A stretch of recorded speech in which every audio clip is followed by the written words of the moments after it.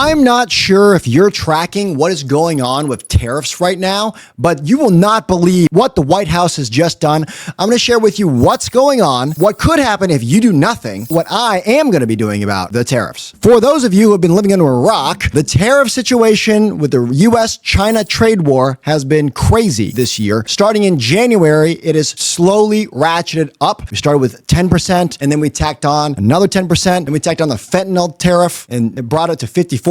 Then on April 2nd of 2025, we tacked on another 34%. And so China retaliated. We tacked another 34%. So the effective rate was 54% on all Chinese goods. Then a 10% tariff universally across the board. Then as China retaliated against the US, we raised it to 84%, then 125%. And on April 9th, we raised it to 145%. Well, guess what? On May the 14th, last week, everything dropped down, way back down on a 90-day truce because it was escalating out of control. Now, for those of you that were panicking and are no longer panicking, you should still be panicking. The reason is because this is a 90-day truce. And as of mid-August, it will go back into effect if nothing is agreed upon. Well, for those of you that don't know, I spent the bulk of my manufacturing career in China, and the way the Chinese think is very different than the way the US thinks. We are entering politics and using the tariffs as fairness and business strategy and economics, and the Chinese, they are approaching the tariffs from a military perspective. Without getting too much more into politics, they have 100-year goggles on and we have quarterly goggles on. But even so, it's good news, great news. Tariffs are now back effectively to 51%. Why does this matter? Hugh, that happened 2 weeks ago. Why are you still talking about it? The reason I'm talking about it is because Lowe's, Walmart, all the ships on the water, if nothing happens, all of those tariffs are immediately going to go back in place.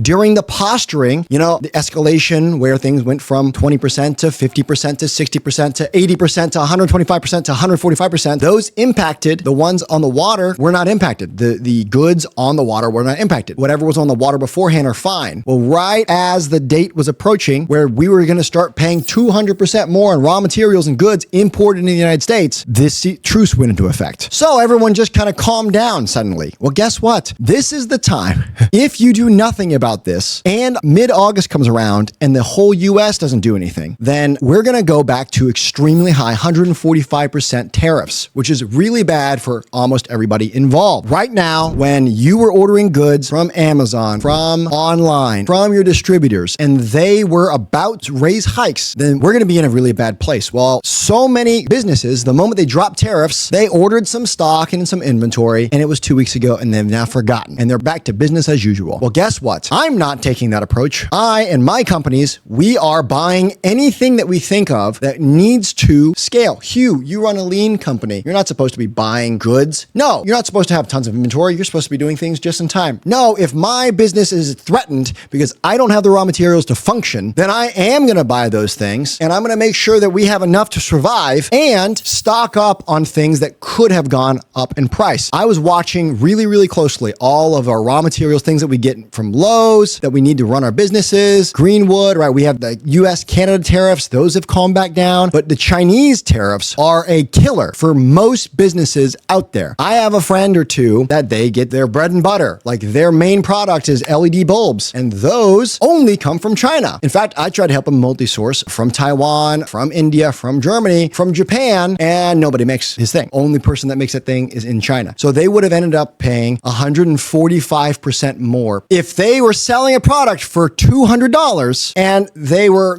all-in material cost was $150 and they want a $50 margin, that Chinese price difference for their raw materials would bring their base cost from $150 in raw materials to $217.50. In order for them to make the same $50, they would have to raise the price to $267.50 for that thing that last week they only sold for $200. This would happen simultaneously across every business everywhere. So they have to make the choice. Do I make less money? Because I'm going to have to go up at least above that. And then, by the way, I'm just talking about raw material.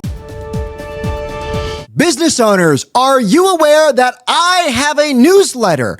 Down below in the description, and it is full of all the tactics and stuff that if I put it on YouTube, I will be demonetized. It is a weekly newsletter that will go out telling and talking to you guys about the things that will help you and us, our businesses, stay ahead. If you're interested, Check the link, click the link below. Now, back to the video. Here in the United States, it's labor that's the issue, and the raw material build can spike, and then simultaneously, every one of our vendors, everyone who has anything that they have to sell, when I go to Lowe's and they're buying all their stuff from China, all of those things stacking together are going to increase all across the board. There's nothing we can do about it. So I'm going through and I'm buying all the most critical things, and I'm stacking reserves. Right now, we have 90 days. Remember, when tariffs were low or when tariffs were high, inventory was super difficult to come by. Most companies have already forgotten. Just 2 weeks ago, they've forgotten. Their heads in the sand. Hey, things are calm for a little bit. I don't have to worry. Well, guess what? Coming the very first week of August, if nothing's resolved, things are going to start going off the handle again. So I've got a buddy of mine. He does a mastermind group, and he sells boxes, and they have t-shirts in them, and it has cups and notebooks. Well, guess what? All of that's coming from China. And so while that's not a big deal, his mastermind group, he's ordering stock. I'm advising him to order more stock right now, even though generally you don't want to do that because you want to keep things low. Well, what if we just bought it from not China? Or what if I'm a European company and this doesn't affect me? Well, this would be a possibly good time. If your company is in Europe, you might be able to pick up some great trade deals because the companies over there are hurting. Then they're hurting a lot. So they're slashing their prices to stay afloat before they let everybody off. Well, if you're a US company, you can also start multi-sourcing. We did this. We are starting to buy more stuff from Mexico, from Vietnam, from Canada. We're actually seeing things come back alive because if things go into effect and if the tariffs comes back, or even if they stay at the 50% they're at now, companies and other countries can actually officially compete against us, or we can actually compete against the Chinese labor side. So it's actually cheaper for us. What I am doing, we are currently trying to project as much inventory as we need that are showstoppers, things that don't have the capabilities, little kind of weird electronics, anything that's digital, our door locks, our security cameras, stuff that suddenly shot up in price. Those have gone back to normalized prices. We are ordering. Well, the companies that are big like Walmart, they are starting to order a whole bunch of inventory, but that also has a very limited shelf span. They're going to order a bunch of stuff in and they're going to stick it in warehouses in case things get bad again. Well, all of this is giving all of us as business owners time to multi-source, and too many of my friends are like, oh, the trade deal, the trade war, that thing's done. We're not doing that anymore. It's been resolved. It's on pause for 90 days. Well, 90 days is a quarter. That's not that long of a time. And remember, Americans, and I'm not saying our lawmakers are doing this, but we see things in a very, very short-term view, but the Chinese don't. The Chinese think in 100 years. They think in decades, right? Their plans start with 100 years, but their general day-to-day decisions are not around pain and short-term issues. They're around the next 10 years. What will my decision right now affect me 10 years from now? That's the fundamental difference. And the 90 days that we have to stock up is also time that they are going to be approaching it from a militaristic standpoint. How am I going to renegotiate these tariffs to help China over the next 10 years? Because we don't want to be in a bad position. So short-term gain, lots of issues. Who knows what's to come? But what you should definitely not be doing is nothing. If you stuck your head right back in the sand, your Jim's mowing, your Bob's plumbing, and you're just like, oh crap,